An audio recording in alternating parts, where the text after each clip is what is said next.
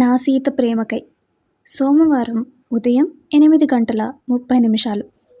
ఒరే రాము, రాము, రే ఏంట్రా వీడు ఇంకా లేవకుండా ఇలానే మొద్దు నిద్రపోతున్నాడు అంటూ అరుస్తూనే లోపలికి నడిచారు రాము మిత్ర బృందం అంతా.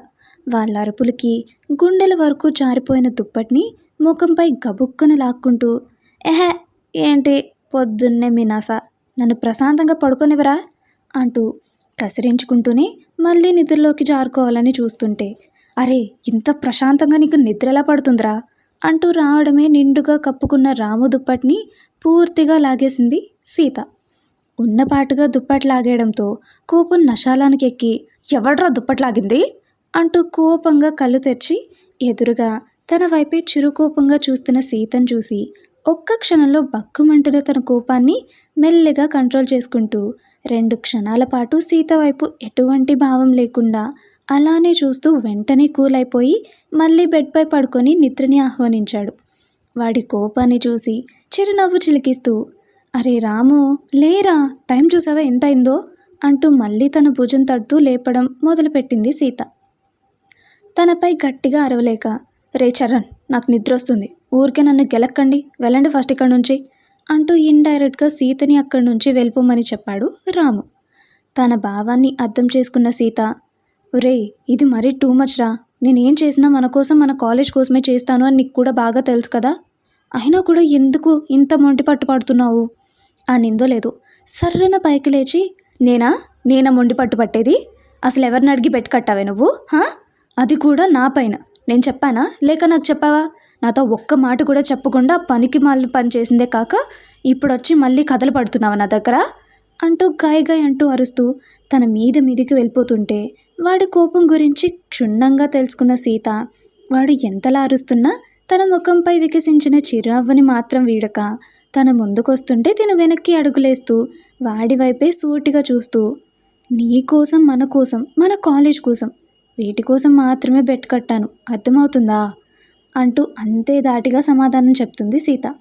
తన సమాధానానికి రాము కోపం ఇంకాస్త పెరిగి తిరిగి తనని ఏదో అనేలోపు, రే రాము ప్లీజ్, ఆ టైంలో నువ్వు అక్కడ లేవురా, ఉండుంటే ఖచ్చితంగా ఇలా జరగనిచ్చేవాడిని కాదు అంటూ తను చెప్పే కన్నా ముందే కోపంగా అరిచేశాడు రాము. వాడి కోపాన్ని చూసిన మనోహర్, అంత సీన్ లేదు బాబు, ఆ టైంలో కనుక తమరు అక్కడ ఉండుంటే ఇప్పటికే వాడు నువ్వు ఇద్దరిలో ఎవరో ఒక్కడే మిగిలి ఉండేవాళ్ళు, అలా బిహేవ్ చేశాడు వాడు అంటూ చెప్పిన మనోహర్ మాటలకి, ఏంట్రా అంత బిల్డప్ ఇస్తున్నారు, అంతగా ఏమన్నాడు వాడు అంటూ అప్పటికే నశించిపోయిన సహనంతో అరిచేశాడు గట్టిగా. సీత నువ్వు వెళ్ళి అందరికీ కాస్త మంచినీళ్ళు తీసుకురా పోరా అంటూ రాము వైపే కాస్త చిరుకోపంగా కాస్త బాధగా చూస్తున్న సీతని లోపలికి పంపించేశాడు చరణ్. ఆ మాటల్ని మళ్ళీ ఇక్కడ తను వింటే బాధపడుతుంది అనేసి. వెళ్తున్న తన వైపే కోపంగా చూస్తున్న రాముని ప్రశాంతంగా మంచంపై కూర్చోబెట్టి, ఎందుకురా అంత కోపం, అది ఎంతో ప్రాణంగా ప్రేమించిన నీ సీతపై అవసరమా చెప్పు నీకు అంటున్న మనోహర్తో, లేకపోతే ఏంట్రా, అది ఇట్లాంటి తలతిక్క వ్యవహారాలన్నిట్లో తలదూరుస్తుంటే మీరంతా చూస్తూ ఏం చేశారు. రే రాము నిజం తెలుసుకోకుండా ఏది మాట్లాడకు, వాడు ఆ గోపిగాడు కావాలనే వచ్చే సీతను గెలుక్కున్నాడు, అక్కడికి తను చాలా ఇగ్నోర్ చేయాలనే ప్రయత్నించింది, ఆఖరికి తనని ఎంత హీనంగా నీచంగా మాట్లాడినా సైలెంట్గా తప్పించుకుని వెళ్ళిపోదామని చూసింది, కానీ తన అడుగులు ఎక్కడ ఆగిపోయాయో తెలుసా అనగానే మనోహర్ వైపే తలెత్తి చూశాడు రాము. వాడి చూపులను చూసి, తననెంత నీచంగా మాట్లాడినా పట్టించుకోకుండా వెళ్ళేది కాస్త వాడు నీ ప్రస్తావన మధ్యలోకి తీసుకురావడంతో తన అడుగుల్ని ఆపేసింది, తనని ఎంత రెచ్చగొట్టాలని చూసినా తను రెచ్చిపోలేదు అనేసి కావాలని నీ పేరుని లాగాడు బయటికి. ఆ మాటలకి సీత వాడి వైపు కోపంగా చూస్తుంటే, అమ్మో పాప కోపం వచ్చింది రోయ్ ప్రియుండంటే, ఇప్పుడేం చేస్తుందంటారు, ఏం చేస్తుంది, పోయేవాడికి చెప్తుంది, వాడు వచ్చి పశువులాగా మనందరినీ కొట్టిపడేస్తాడు, వాడు మొఖానికి అది తప్పితే ఇంకేమొచ్చు, చదువా పాడా అంటూ నువ్వు ఎందులో అయితే వీక్గా ఉన్నావో అందులోనే దెబ్బతీశారు. ఆ మాటని సీత తీసుకోలేకపోయింది. వారి వైపు కోపంగా చూస్తుందే కానీ ఒక్క మాట నోరు తెరిచి మాట్లాడలేదు. అప్పటికి వారు అనుకునేది జరగలేదనేసి కావాలని ఈ పందెం వాళ్ళే వేశారు. ఏంటి పాపా చదువు పేరు వినగానే భయం వేసిందా, ఎలాగో నీ ప్రియుడు గది రాదుగా అంటూ వెకిలిగా నవ్వుతూ, లుక్ నన్ను కాదని వాడి దగ్గరికి వెళ్ళావు కదా, ఈ వాడు నన్ను మించిన వాడు అవ్వగలడా చదువులో, పందెం వేసుకుందామా, ఈ పందెంలో మీ వాడు గెలిస్తే ఇకపై నిన్ను ఎప్పుడూ హెరాస్ చేయను. అండ్ ఇన్నేళ్ళుగా కొట్టుకుంటున్న మన ఫుట్బాల్ గ్రౌండ్ కూడా మీ గ్రూప్కి ఇచ్చేస్తాము.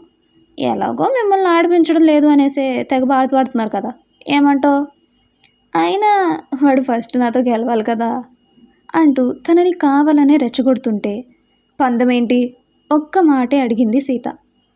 మీ వాడిని నాతో పాటు ఒక పరీక్షలో పాస్ అవ్వమని చెప్పు. కావాలంటే ఈ పోటీని నేనే పర్సనల్గా ప్రిన్సిపల్ సార్కి రికమెండ్ చేసి మరీ పెట్టేస్తాను.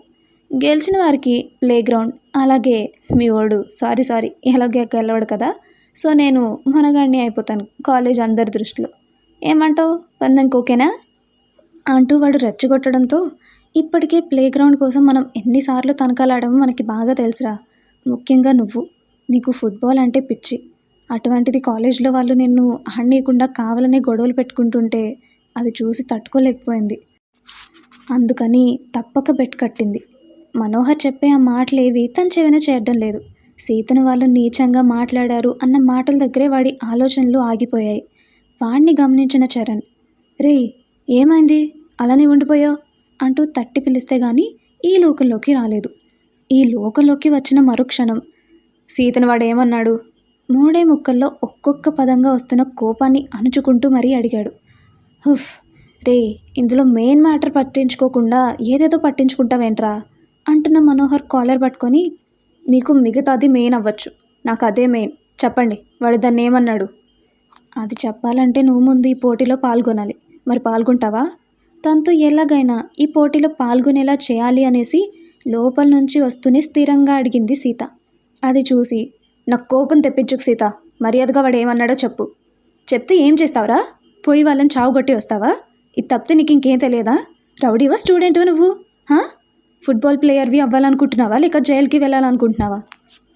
నాకు అవన్నీ అనవసరం సీత, ముందది చెప్తావా చెప్పవా? ఎంత చెప్పినా తన మొండి పట్టు వదులుకుంటుంటే, చెప్పను, ఎప్పటికీ చెప్పను అనేందో లేదో కోపంగా దాని గొంతు పట్టుకున్నాడు.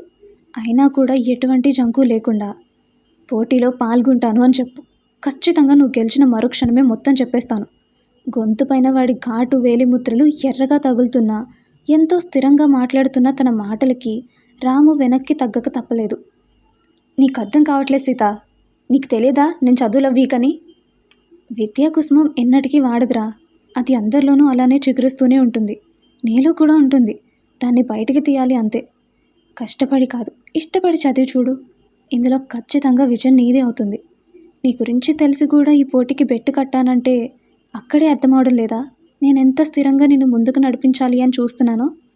చెప్పిన తన మాటలకి 3 క్షణాల పాటు తన కళ్ళలోకి చూస్తూ, ఒకవేళ నేను ఈ పోటీలో గెలవకపోతే నాకేమీ చెప్పవా?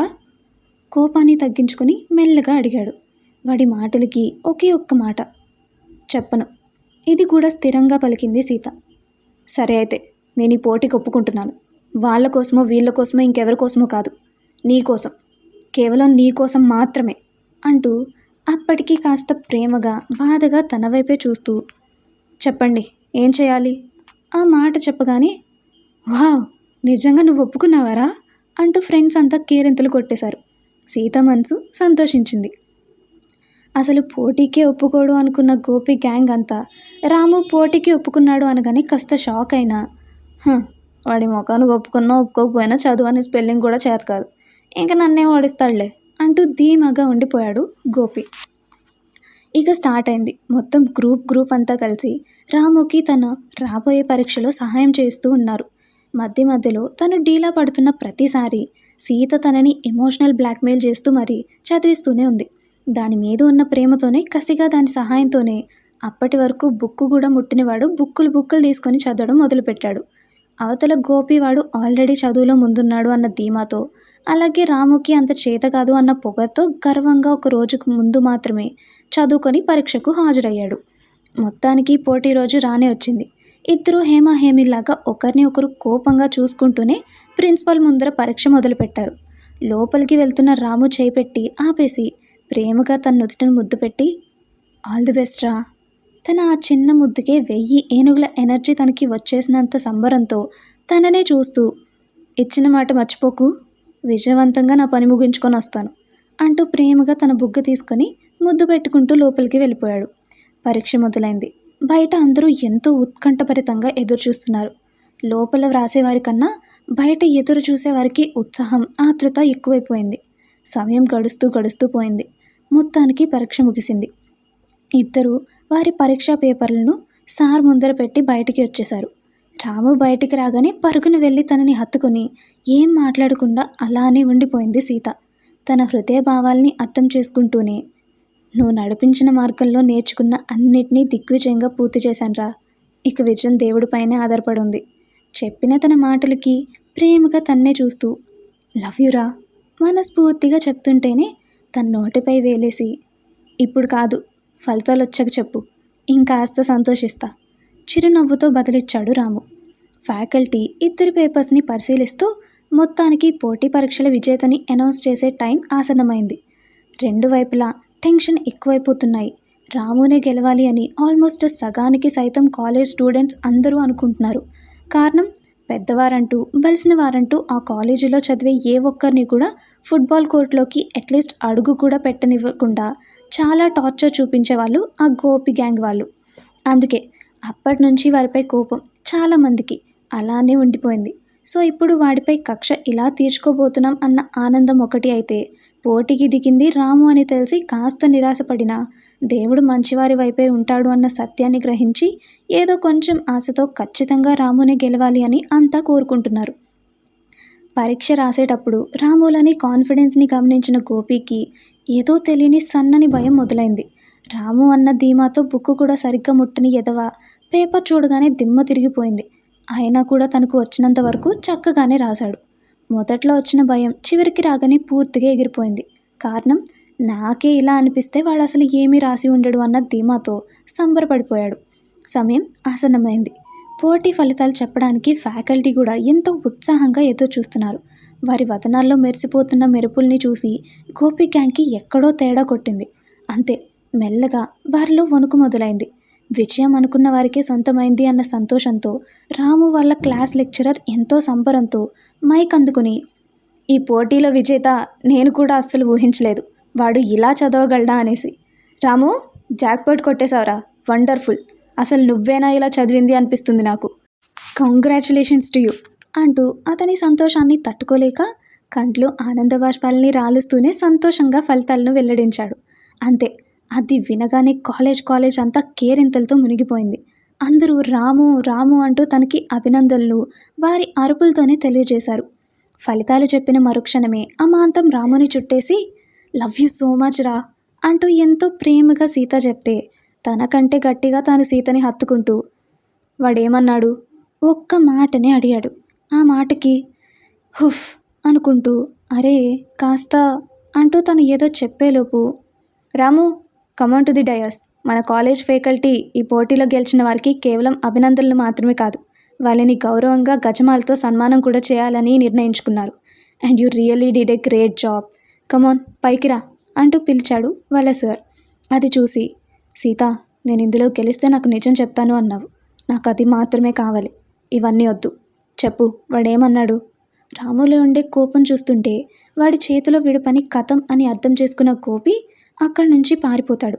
అది చూసిన రాము, చెప్పు సీత, మాట తప్పావో నీ కంఠం కోస్తా అంటూ కోపంగా పలుకుతుంటే తనని ఏం చెప్పి ఆపాలో తన దగ్గర మార్గం లేక తనని వల్గర్గా ఎంతో నీచంగా తనపై కమెంట్ చేసిన మాటలన్నీ పోసుకొచ్చినట్టుగా చెప్పేస్తుంది రాముతో.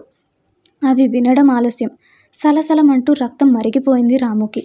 వాడి కోపాన్ని చూసి ఏం చేస్తాడేమో అన్న భయంతో తన వెనకే సీతాచరణ్ వెళితే మనోహర్ సార్ వాళ్ళతో విషయం చెప్పి కాస్త ఎక్స్క్యూజ్ తీసుకుంటాడు. కోపంగా వెళ్ళిన రాము కారు ఎక్కబోతున్న గోపి మెడ పట్టుకొని వెనక్కి పడేసి తనకు వచ్చిన కోపాన్నంతా వాడిపై తీర్చేసుకుంటాడు. తనపై విరుచుకు పడుతున్న రాముని ఆపలేక తిరిగి తనపై దాడి చేశాడు గోపి, అలాగే తన స్నేహితులు అంతా. అది చూసిన చరణ్ మిత్రుడికి సహాయంగా నిలిచాడు. విషయం తెలుసుకున్న కాలేజీ సిబ్బంది అంతా వెంటనే పోలీసులకు కాల్ చేసేయడంతో పోలీసులు వచ్చి గొడవని ఆపేశారు. అక్కడ అందరూ రాముకి సపోర్ట్గా ఉండడంతో తప్పు చేసింది గోపి అండ్ గ్యాంగ్ అని తెలుసుకొని వారిని అరెస్ట్ చేసి తీసుకొని వెళ్తూ రాముకి కూడా వార్నింగ్ ఇచ్చి మరీ వదిలిపెట్టారు. ఒంటి మీద గాయాలతో జీప్లో కూర్చున్న గోపిని కోపంగా చూస్తూ నోట్లో నుంచి కారుతున్న రక్తాన్ని తుడుచుకుంటూనే పక్కనే ఉన్న సీత భుజం చుట్టూ చెయ్యేసి దగ్గరికి తీసుకుంటూ, ఇది నా ప్రాణం. దీనికోసం పోటీ ఏంటి, చావడానికైనా సిద్ధం నేను. ఇంకోసారి దీంతో మాట్లాడే అప్పుడు ముందు వెనుక ఆలోచించి మాట్లాడు. ఒక్క మాట దాని మీద పడింది అని తెలిసినా ఇకపై నీ ప్రాణం ఈ భూమిపై నిలవదు, గుర్తుపెట్టుకో అంటూ డెడ్లీ వార్నింగ్ ఇచ్చేశాడు. తనపై చూపిస్తున్న రాము ప్రేమకి ఉప్పొంగిపోయింది సీత మనసు. ఉన్న చోట అలానే తనని ప్రేమగా చుట్టేసింది.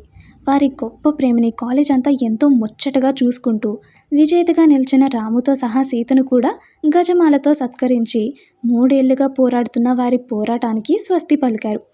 అదే ఫుట్బాల్ కోర్టు కోసం బీటెక్ ఫస్ట్ ఇయర్ నుంచి పోరాడుతూనే ఉన్నారు. చివరికి ఫైనల్ ఇయర్లో సాధించుకున్నారు ఎంతో ఘనంగా. వారి విజయాన్ని కాలేజ్ అంతా ఎంతో సంబరంగా జరుపుకున్నారు. అదండి మరి ఈరోజు కథ. ఎలా ఉంది? బాగుంది కదా? బాగుందని ఆశిస్తూ మళ్ళీ రేపటి వీడియోలో మళ్ళీ కలుసుకుందాం. అంతటి వరకు సెలవు, బాయ్.